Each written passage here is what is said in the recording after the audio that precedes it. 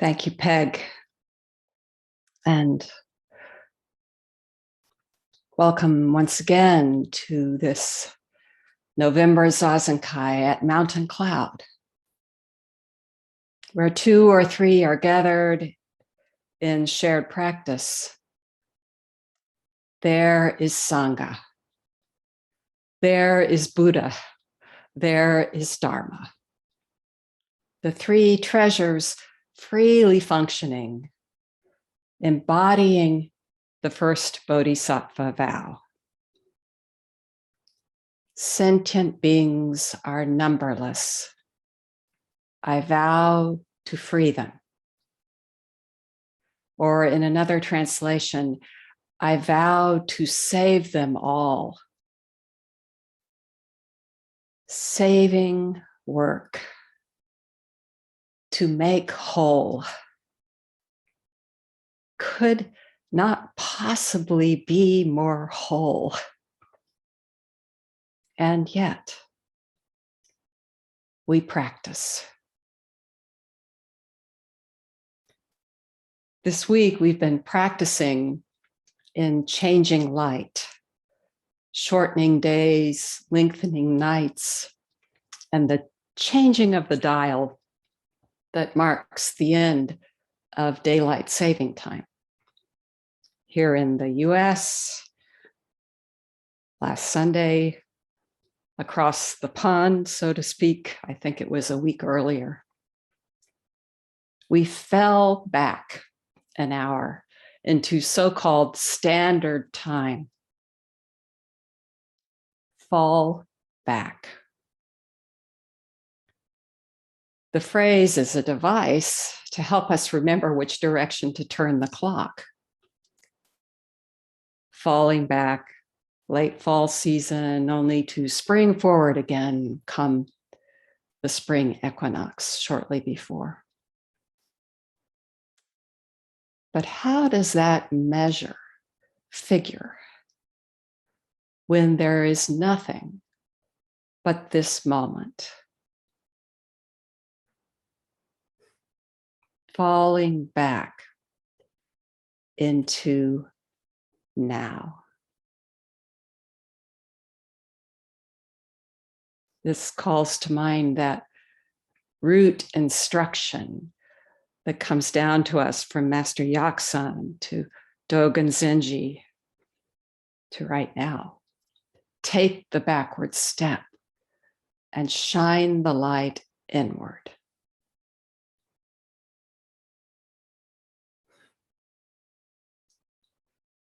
As we do that in our sitting, it may become more and more apparent that this inside, outside doesn't hold up. There's just no such border. There's no edge.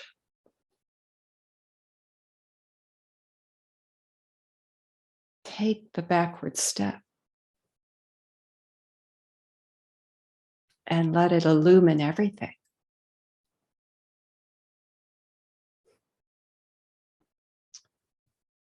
That backward step line is followed in Dogen's Universal Recommendations on Zazen, that beautiful essay, by this. Your body mind of itself will drop off and your original face will appear. Take the backward step and shine the light inward. Your body mind of itself will drop off and your original face will appear. Dogen goes on, if you want to realize suchness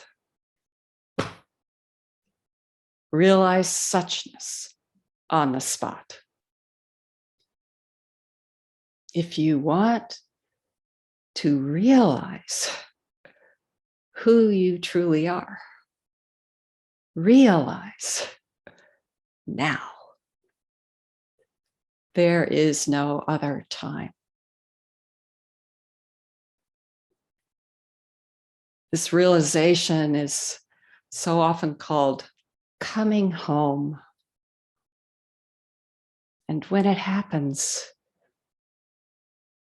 even just a glimpse, you realize you never left. Your true home, your original abode is right where you are.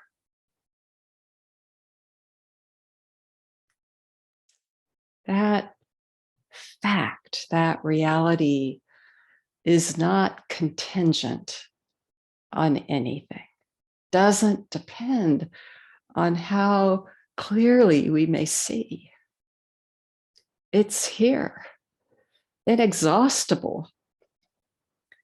And yet, or you could say, and so, and therefore, we practice returning again and again,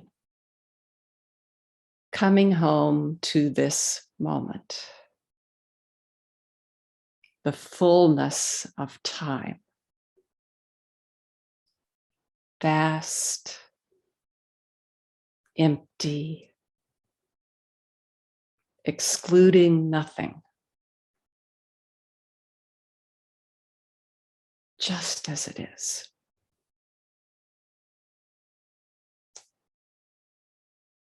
Last week, a longtime practitioner shared a short verse, an expression of her experience of coming home.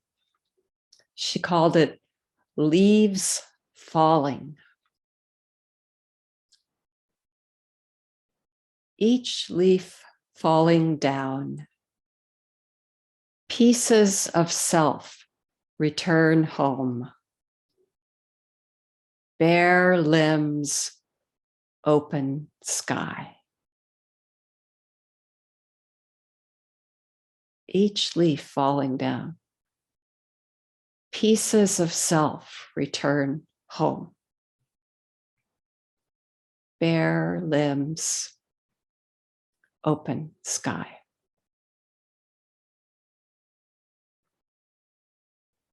What about those pieces? Our sense of lack, flaw, insufficiency, of not yet, somewhere else. Brokenness itself returns home. Bare limbs, open sky. The bare fact, each leaf, each piece could not be more whole.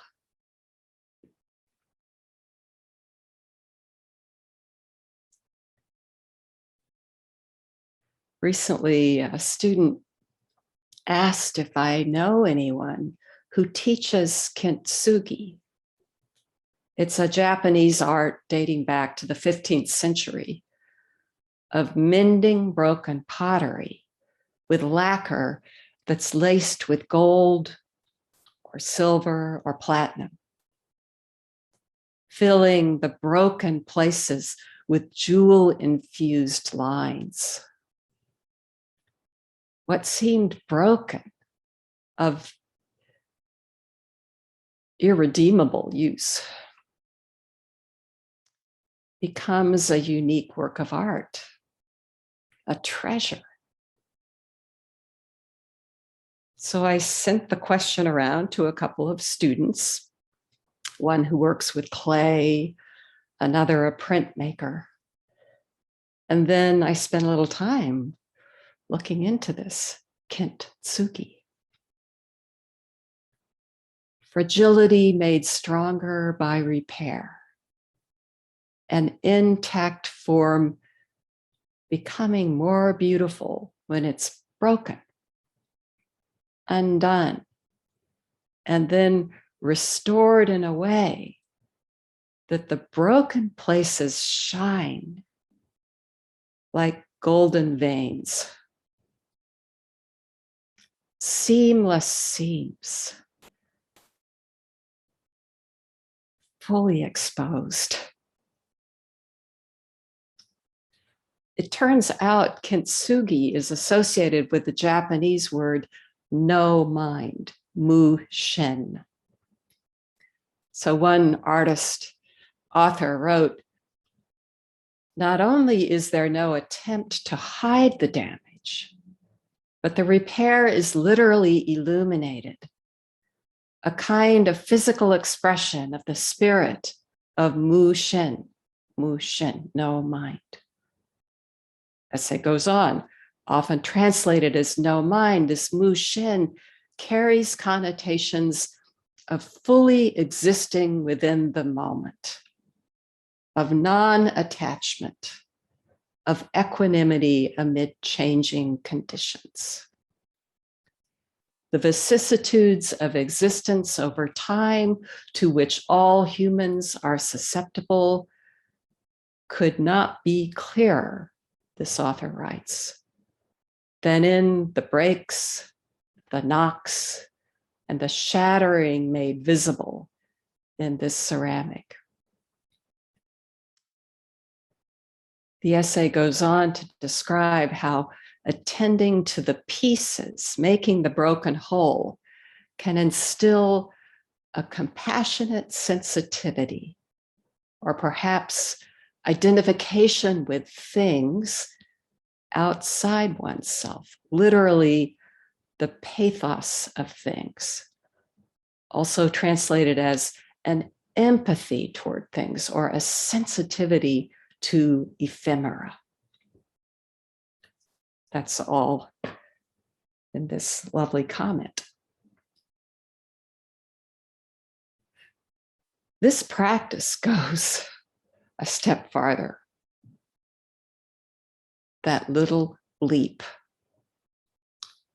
Compassionate recognition that the things of this world are none other than your own body, your own heart, mind. Insubstantial, empty of any enduring substance, yet appearing moment to moment, intimate, immediate. Whatever you pick up, one entirety functioning.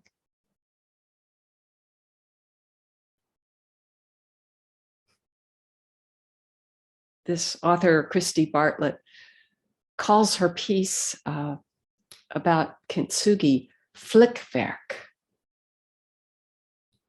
the aesthetics of mended Japanese ceramics. Flickwerk.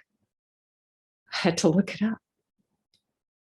Botch, bungle, hodgepodge, patchwork. Lots of kind of fancy names for mistake.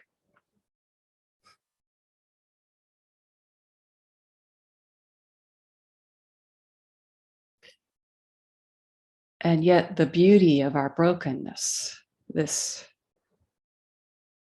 utterly intrinsic wholeness, each bit, each piece, complete. There is no gap.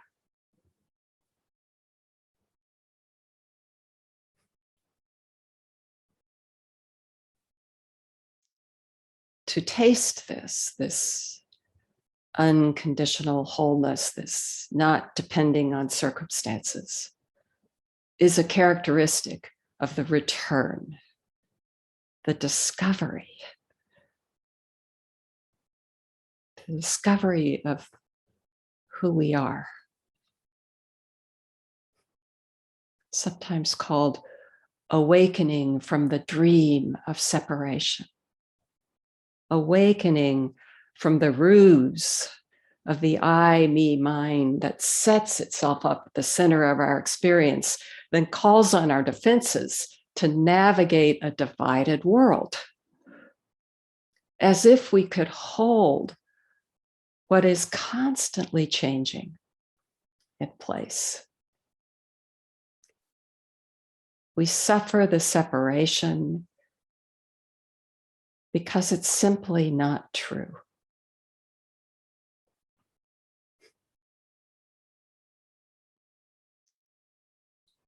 So today, as a way of exploring the dropping away of that separation, coming home, this unconditional belonging, that is your birthright. I'd like to look at a koan that appears in 2 of the classic koan collections. This is from the Blue Cliff Record, or Hekigan Roku number 22, and the Shoya Roku, or Book of Equanimity, number 24. The case is called Seppo's Poisonous Snake. Just a quick word. There have been a couple of posts in the last 2 weeks that many of you would have received from our lovely marketing manager, Jeremy, marketing director. Looking at women in Zen, I've been, gradually just keeping company with these women in Zen and writing these little posts. And he was coupling them together with the Zazenkai announcement. So one student wrote, I look forward to hearing about these women in Zen, and that will surely come. But today, Seppo's Poisonous Snake. One thing I'm absolutely sure of, these women in Zen have seen this snake. Here's the case. Seppo, instructing the assembly, said, "There's a poisonous snake on the South Mountain. All of you should look at it carefully." Choke said, "Today in the Zen hall, there are many people who have lost their body and life." A monk told this to Gensha, who said, "Only elder brother Ryo," that's Choke, "could say something like that. However, I wouldn't talk like that." The monk asked, "What then would you say, master?" Gensha replied, "Why does it have to be the South Mountain?" Unman threw his staff in front of Seppo and acted frightened. End of case.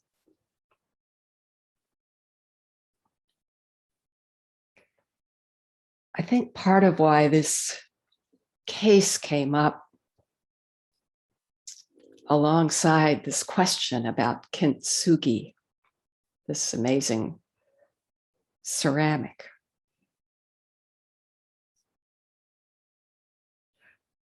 is because of Seppo's own story. In this case, he's a great master. It said he had 1,500 monks in his assembly. And Choke, Gensha, and Unman were his disciples and Dharma heirs, this amazing lineage.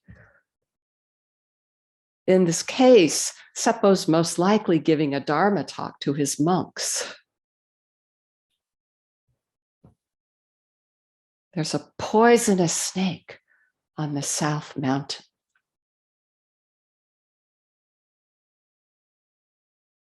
There's a poisonous snake on the South Mountain. Of course, that's where they are, the place of the monastery, the zendo where they're sitting. Poisonous snake.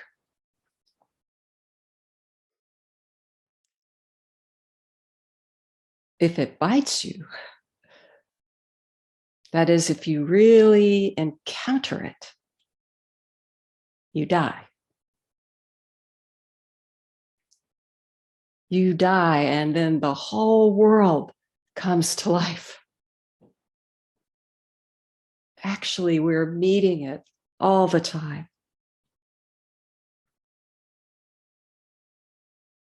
It took Seppo a long time, many years of wholehearted practice to see the snake for himself.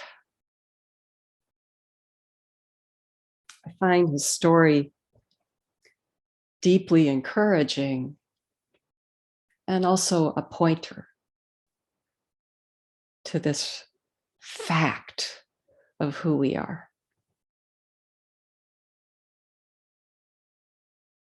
Some of you will know this. Every time I go back and read it in different accounts, it just comes to life.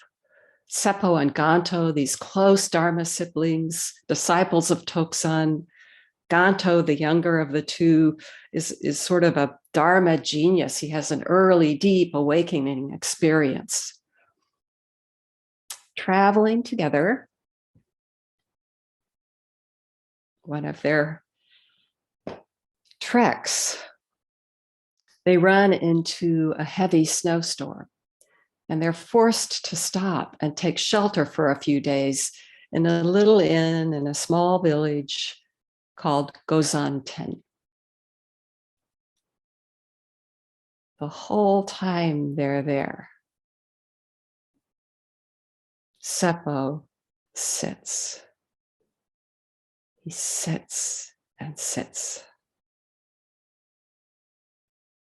And meanwhile, Ganto sleeps, lies around, completely at leisure.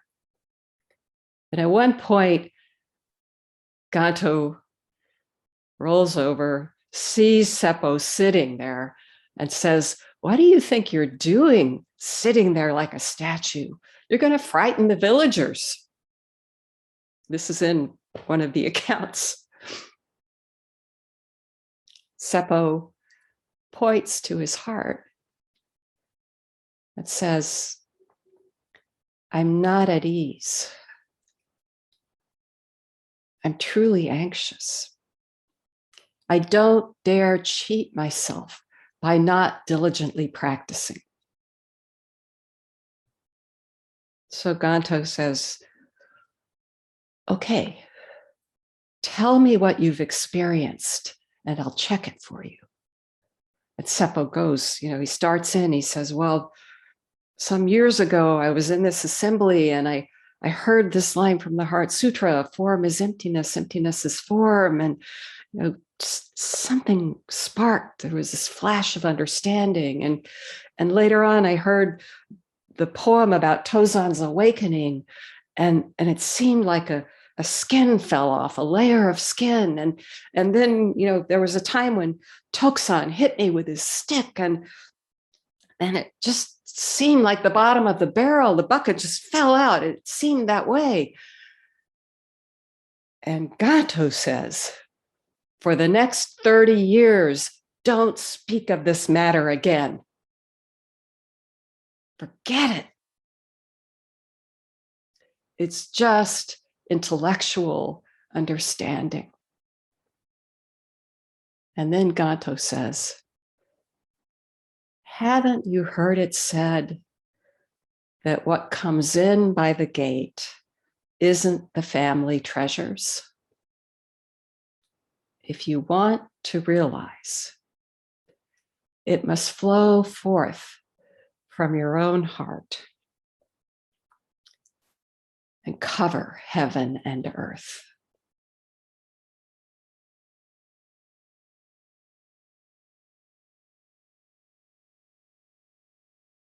On hearing this, Seppo deeply awakens. He cries out, "Today, Gozan has attained the way." At last, Gozan, this whole mountain that they're staying on, this whole world awakens.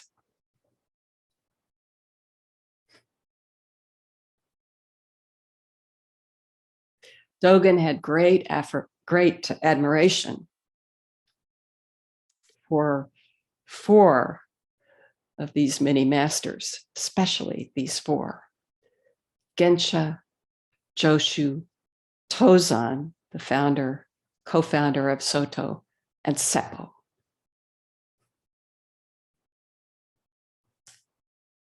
There's a poisonous snake on the South Mountain.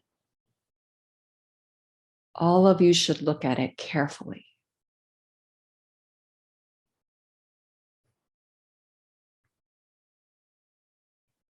It's what the Buddha said. Stop and see. Right where you sit.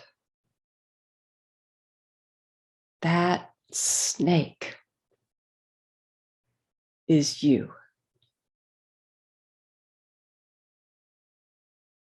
Seppo is presenting it, not just biting, eating everything up, all of it. There's a poisonous snake on South Mountain. Choke responds, today in the Zen hall, there are many who have lost their body and life. One translation says, there is a great one who has lost body and life. Also presenting, showing, there it is. You yourself, completely eaten up by these words. There it is, in your sitting.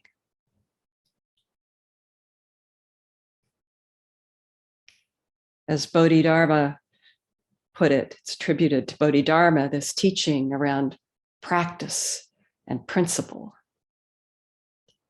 Sitting, already bitten.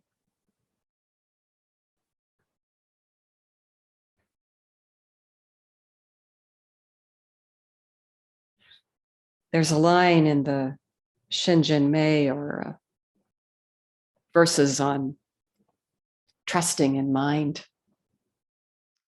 Whatever comes up, immediately not to.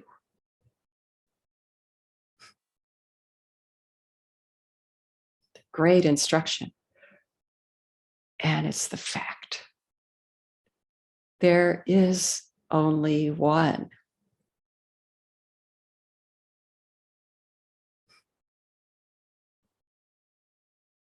Those luminous lines are it.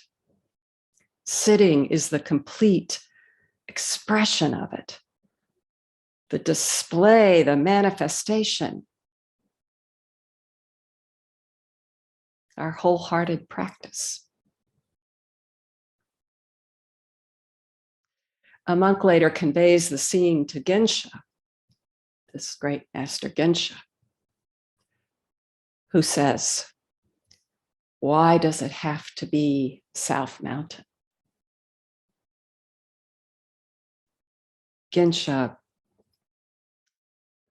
as a young boy, he's born into a family of fishers, and he's out on a boat with his father, and his father falls in to the river, and neither one of them, they don't know how to swim. So this boy helplessly watches his father drown.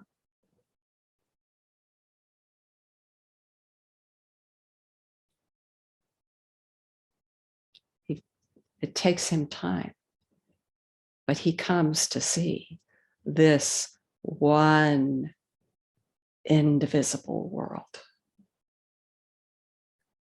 As he calls it, one bright pearl.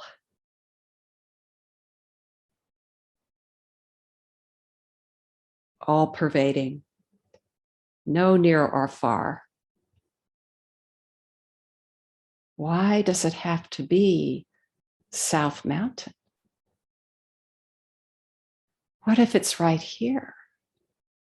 What if it's exactly where you are, as you are?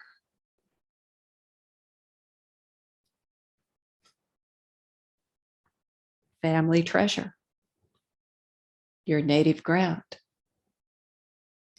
Stop and see. Finally, Unman, in this case, maybe in his late 20s, stands up in Seppo's zendo and throws his staff down in front of Seppo. Here it is. Here's the snake. He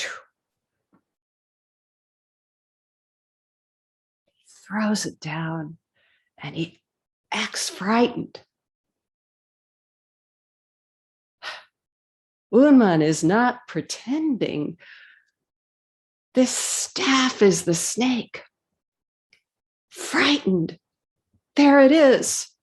The real snake. The whole of it. As Yamada Kon Roshi put it, a single staff exhausts the whole universe.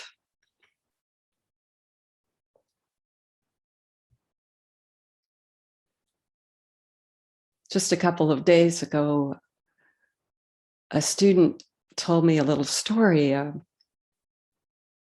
She was up in the morning, according to routine, doing what she calls kinhin with her dogs, the morning walk around with the dogs.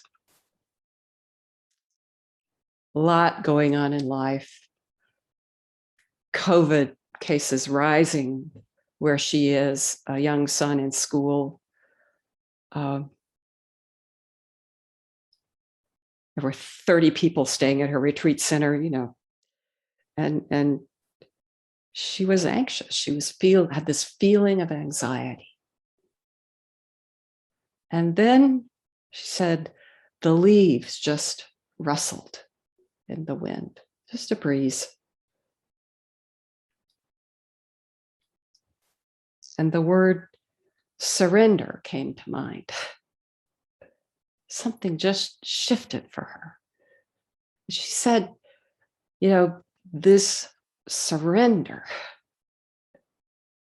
but not the old message that I think is especially familiar to women, maybe.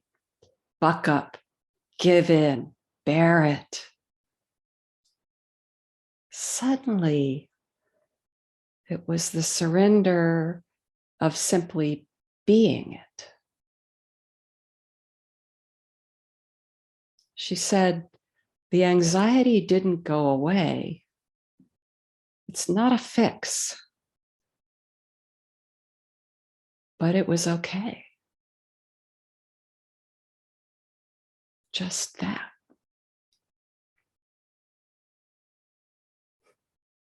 Like the rustle of leaves.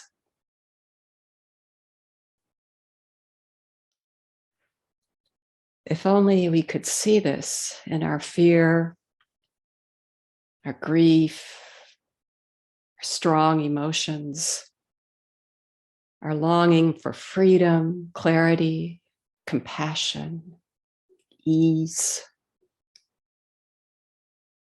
Family treasures do not come in through the gate.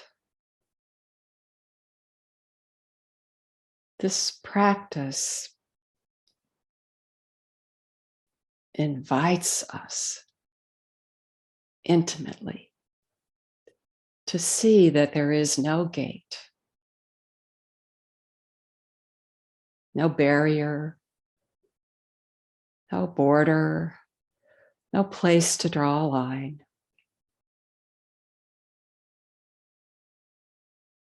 Nothing to gain, nothing to lose. This heart, mind, this heart is capacious and dynamic and inexhaustibly generous. And it is enough. Realize this, and that treasure will flow forth from your own heart and cover heaven and earth.